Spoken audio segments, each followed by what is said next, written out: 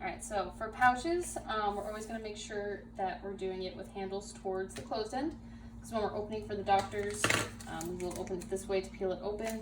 They want to be able to grab their handles first thing. We always put in a sterile indicator strip. Pouches most of them come with an indicator here. There's two different ones, one for if you're being gas sterilized or being steam sterilized. And it will tell you on here that it'll turn brown in the presence of the gas, or this one will turn brown in presence of steam. The indicator strip just gives us another level of security, knowing that yes, both are correct.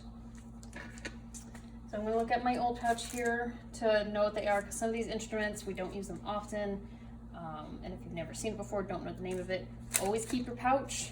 That way we're labeling it correctly, so when the doctor asks, I need this thing, you can read the pouch and find what you're looking for. So always write on your pouch before you pack it in there, because you don't want to be trying to write over your instruments and having sloppy handwriting.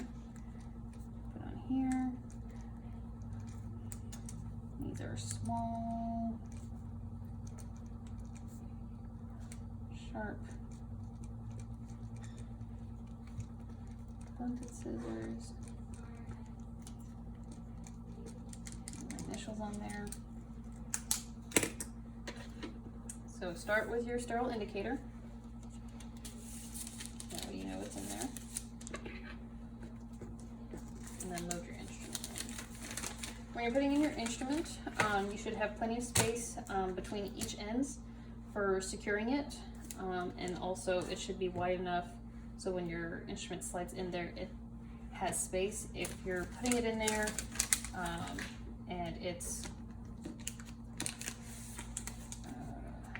opened up and it's like sliding and putting pressure on these seams, you don't want that, because that can potentially ruin these seals during autoclaving.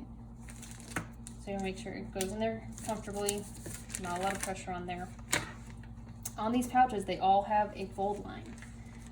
You have to fold it on that line when you're putting the adhesive down, because if you were to say fold it back here and put your adhesive down, you're going to leave a big hole here, and that's not going to maintain sterility after it's gone through the autoclave. Yay, it was sterile for 30 seconds while it was in the autoclave, and once it comes out, it's not sterile anymore. So you're going to always go on that fold line.